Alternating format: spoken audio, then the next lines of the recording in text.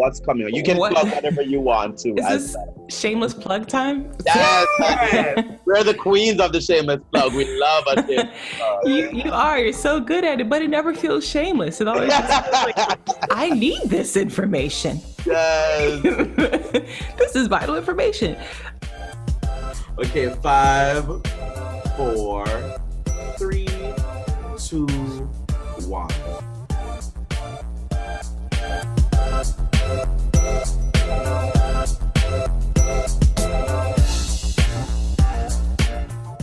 Hi everyone, it's me, Krylios, Team Rayceen Productions MC and producer. And joining me as per usual is the legendary Rayceen Pendarvis. Hey Rayceen. Hey love, greetings and salutations. We are so honored today. From her studio, ladies and gentlemen, we have singer, songwriter, teacher, actress, this wonderful, amazing, the one, the only, Miss Carolyn Malachi. I was looking around like, me? Is there somebody else here? Who else is here? Welcome, Carolyn. It's such a pleasure for us to have you here with us. Tell me how's it going? How are you and the family holding up? How is 2020? What is it giving? It's been a rough summer for a lot of people, honey. Tell me how it's been for you. 2020 is giving so much opportunity to try things another way. Yes, I like that. Thank you. I needed to hear that. I agree. It's the time of opportunities. It's the time to grab, because everything's just in woo. It's the time to just, hold on, see the opportunity and seize it, and seize it. I love that. I love that. Wonderful, wonderful. Now, you're an actor, you're a musician, you're a professor, you're giving me all of that. Tell me first of all how you got into music. It's just been in my blood. But honestly, how I really got into it was through my education. I was a communications minor, a business major out in West by God, Virginia, Shepherdstown, West Virginia.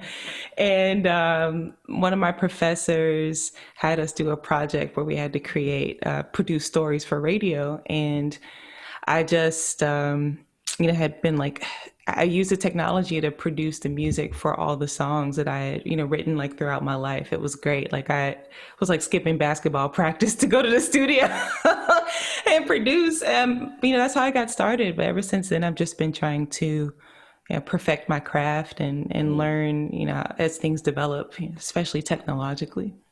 And that's important. I mean, when I think about some of your songs, I think about All Right, Beautiful Dreamer, Free Your Mind, Nothing, and Blowing Smoke. That's your jam? That's your jam? Yeah, Blowing Smoke. The first time I heard the title, I said, I think I need to check this song out. How did you come up with some of these titles? How did they come to you as a writer? I think I just try to pull them from the songs, like Blowing Smoke, for example, was really an interpretation of, what's that saying? Speaking things into existence, right? Speaking things that are not as though they are. So to me, it was just like, you blowing smoke, you're lying to yourself. But no, like you got to talk yourself up. That's like the first step. Obviously, you have to put in the work and, be consistent and patient after that. But the first step is like getting your mind ready to do whatever big thing you want to do. And sometimes you got to gas yourself up a little bit. Of course. So that's where like most of my titles come from. They come from the content and the message itself. Now, you are a Grammy nominated artist. Tell me, when you received that nomination, what was that feeling like? What was that like? Hearing it, knowing it, and even now that you're here, knowing that, oh girl, I'm a Grammy nominated artist. Tell me about that. It's very interesting. First of all, the feeling was sort of surreal, and I'll just put that into context for you. So when I got the call, it was during the break of a show I was performing at Live, above Bohemian Caverns. But it was so surreal because my great grandfather, back in the day was like the band leader at Bohemian Caverns. Like in Oh, okay, the full circle. We love yeah, that. like it was super full circle, and it felt really good to be, doing one of the things I really love to do and getting that news. But it also felt like a huge responsibility, and the onus was to push forward. Like I always, whenever people ask me this question, I kind of tell them what my dad said. Like I called him and I told him, and I was super excited. And his reaction was, well, great. Like, so what's next? Cause he was like, okay, that's cute. He was like, Sounds like a black dad. like, he said, like, very plainly, he's like, I'm proud of you. You just know you're only as good as your last accomplishment. I mean, in that moment, it kind of like burst my bubble, but that's just kind of how I grew up, like with that kind of teaching. So I'm always kind of pushing toward the next thing and always trying to get better. Like I never want to get lazy and stop working on my craft and stop exploring, Yes.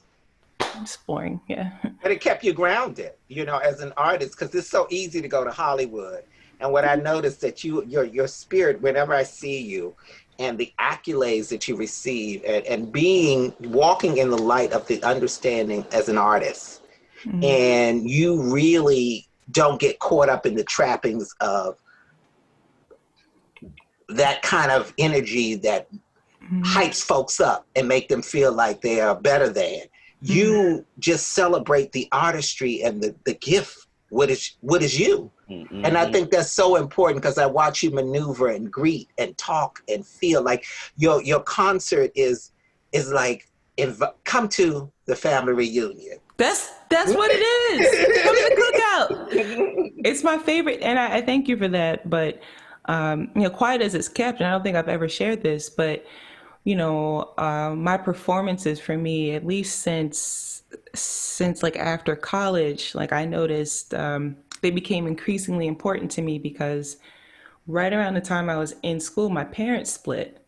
And I never again like saw them in the same place after that, like really enjoying each other and being family, except for when I performed. Wow. So the only time I would have like my family in the same room was, Blues Alley, Bohemian Caverns, the Kennedy Center, places like that. So I think it took me a few years to realize how important that was to me and how important like family experiences are. Like my favorite thing is to like go hang out with my grandma and my aunties and just sit and like have glasses of wine with them or like, have our fish fries. Like I really enjoy, I just enjoy that bond and that connection. And, it's not that I'm trying to make people feel a certain way. It's just, that's kind of how I am. I love that. And I hope, I just, but you feel it. You feel it from the moment your show began. And you feel it, and you look over and you talking and like doing the intermission. You be like, you look over and there go Carolyn dad, there go Carolyn mom, there go your aunts, because they are there. They are there in the Malachi's, they be there. They are there, baby, and they are repping, and it's like, and they deep. Yeah. And one of my favorite things is the fact that, you're not just only doing what you're doing, but you're also imparting that knowledge, onto others, onto the next generation, the ones coming up. You are now, you're teaching at Howard.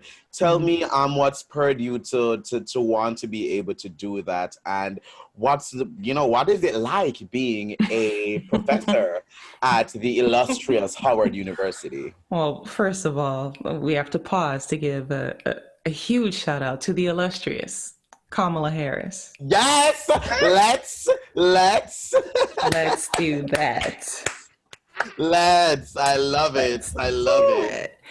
So, I mean, as you can imagine, even before this election, but especially now, it feels like such an honor to be in the classroom, sharing, what's in my brain and sharing my experiences, but then also learning from the students. Like my job is not to, just be the instructor and tell them, you're going to do this, this, and this. Like I teach audio production And if you really look at that, I'm in the Kathy Hughes School of Communications. Listen, by the way, audio production was like one of my favorite classes. Like, easily. Who did you have? I had, oh my God, what's his name? He's light skinned. He's really handsome. Oh, sorry, Professor Murdoch. Yes! Oh my God. Oh my God.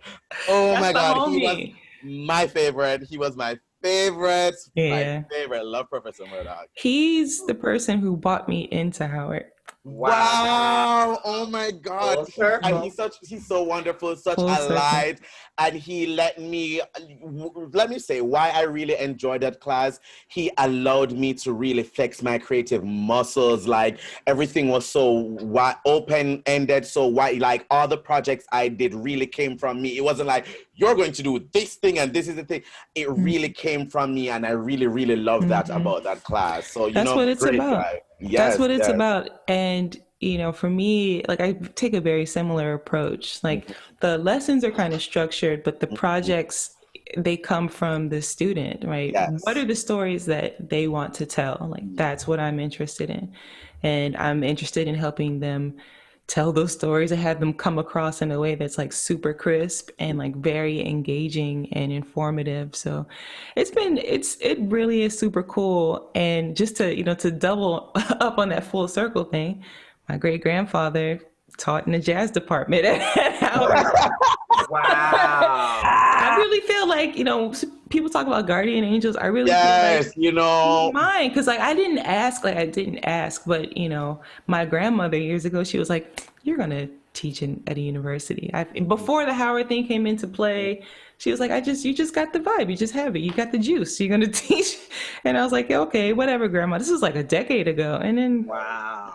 Everything you like you said, when speaking things into existence, creating experiences, if you don't speak them into existence, they can't be, you know. Definitely.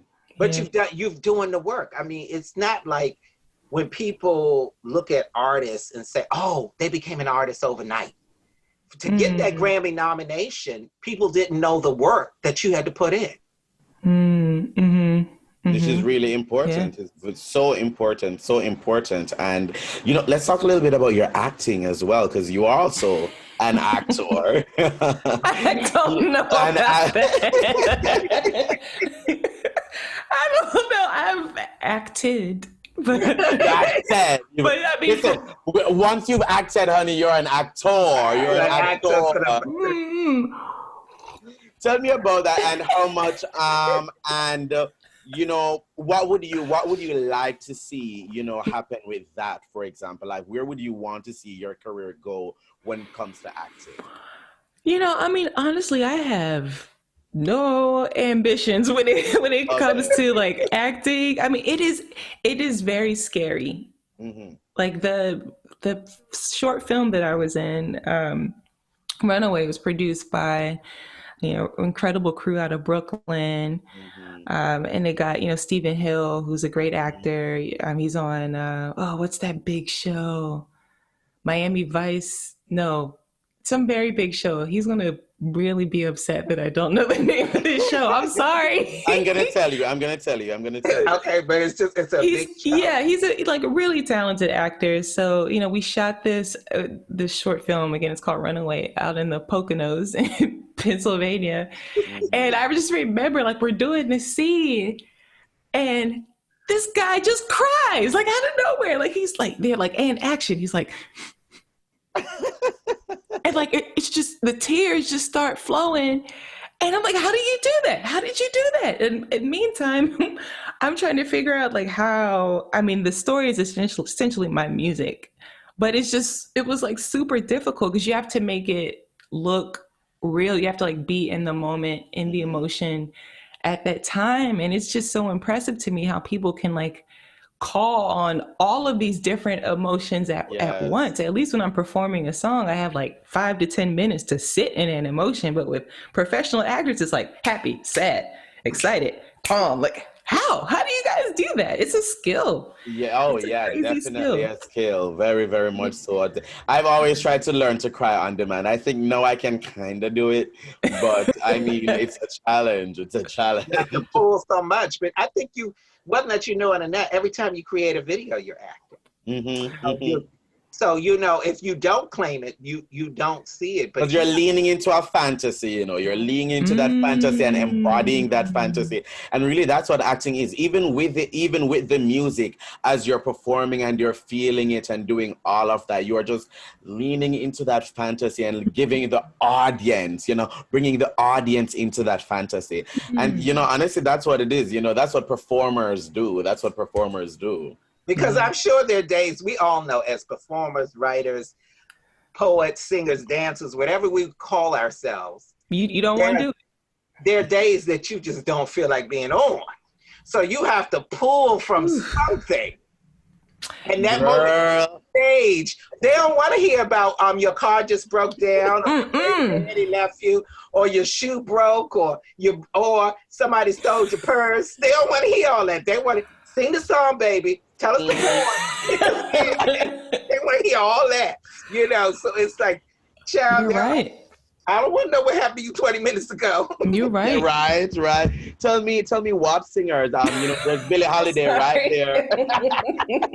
I was thinking of some things, like some situations I know I've been in. I've been like, all right, let me. Yes. I'm gonna walk in here. I'm gonna do this gig. You know, I'm holding my breath the whole time, and when it's done, I'm just gonna go home and cry. Like that's it. It's the tea. It's really the tea. No, I see Billie Holiday right there on the side of your wall. Tell me about some of your musical inspirations. Tom York, the lead singer of Radiohead. Yes. I love the way he plays with like tension and harmony, and his songwriting. It's specific, but it also leaves enough open to interpretation to where like you can impart your story into the music. Yes. I love his work. Other vocalists that I really, really dig who've inspired me, of course, like, you know, Lauryn Hill for sure. Beyonce, I find to be incredibly inspirational from the vocal performance standpoint, because she's always reinventing. She's always reinventing her vocal stylings, and she's not afraid to reach out into different like genres. And when she does it, it doesn't feel like appropriation. It feels like an homage. And that's super cool to me. I mean, I could go on forever. Sarah Vaughan, obviously. The divine one. Yeah, Sarah Vaughan. Oh my gosh, like the sassy one. Like, But as far as like Billie Holiday goes, I don't know of a vocalist who, for me, is like more emotional. Oh, Cecile McLaurin-Salvant. I love her. Like, she can take one word and make it like a song. One like word. Throw the word. Blue. Right. Or you got the word. Right. you got a whole song. Right. Every letter is a syllable. And she's really brilliant that way. Joni Mitchell. I love Joni Mitchell's voice. Yes. Like big time. And there's this, I don't know this guy's name, but it's a band that I've kind of come to know. My husband definitely put me onto them. So lead singer of this band called the Fleet Foxes. Their album is their album's called, well, the album that I fell in love with is called The Crack Up. Something about this guy's voice is very haunting. And who else? Laura Mvula, her voice is just nuts. So you have such an eclectic group of artists who inspire you, but it's so Shirley funny. Horn too. Can't forget about Shirley Horn. Sorry. She's a national treasure and yes, own, you know, cause. But you know, when the last time we saw you, I'm not gonna let you get away because she slipped. My husband. The last time we saw you, you were single. So things have changed. Things have changed. Things have changed. Yeah, we so here's a story for you. We in December, we threw a surprise. We were so sure this was gonna go off like gangbusters. So we were trying to figure out what to do for our wedding. Why did we do this? So I was graduating from American with my master's, and it was his birthday. So we threw a big cocktail party, right? And we invited everyone, said, hey, come over. We got 2 big things to celebrate, yada, yada, blah, blah, blah. You know, it was fun. We had, you know, lots of food. People are there. Just like close family were there. And then like in the middle of the party, we go, okay, we have an announcement. And everybody's like, because they think I'm pregnant right now. No.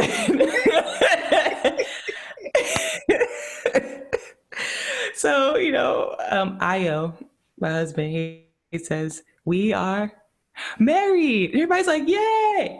Wait, what? Like, the only thing that I remember is like all my elders were like, oh, wait. No, there was this huge uproar. But then everybody was like super happy. It was such a fun moment. That's a blessing. Congratulations. Thank you. So if you're thinking of throwing a surprise wedding,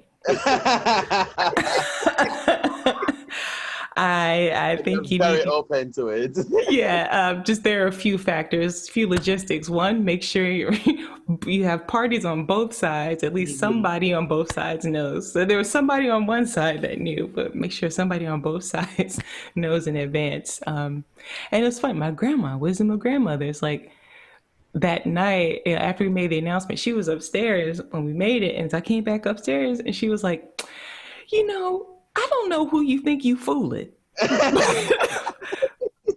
you can't get anything past me. She was like, I knew when we came over here.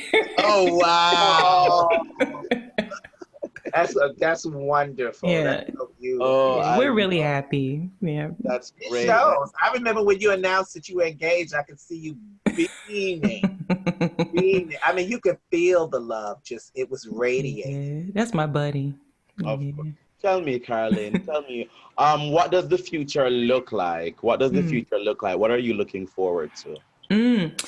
So what's coming up? You can plug whatever you want to. Is this shameless plug time? Yes.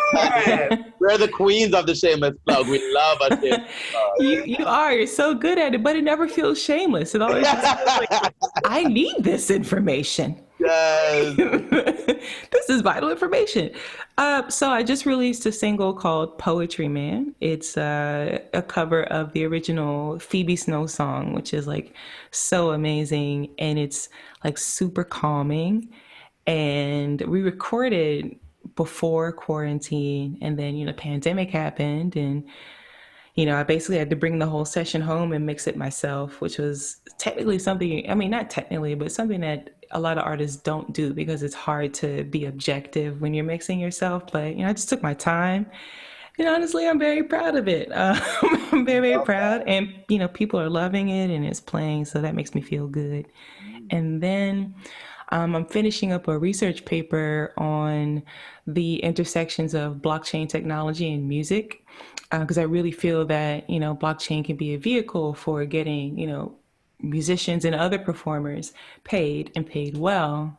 Yes. Now that we've transitioned into this virtual environment. So I should be finishing that paper pretty soon, getting that out. So and then, you know, teaching and then making music and then performing. But those are the two big things on my plate. I love it. I love it. How can our viewers follow you and keep up with what you're doing? Oh, you stay in touch. I'm on the Twitter and I'm on the Instagram. So on Twitter, my handle is Carolyn, CAROLYN _ Malachi, MALACHI.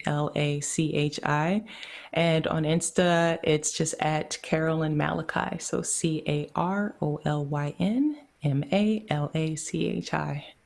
Thank you so much, Carolyn, for being here with us. It's been Thank you both for having me. This was really sweet. Oh. Thank you. Same here. Yeah. And most of all, to the viewers, thank you for watching.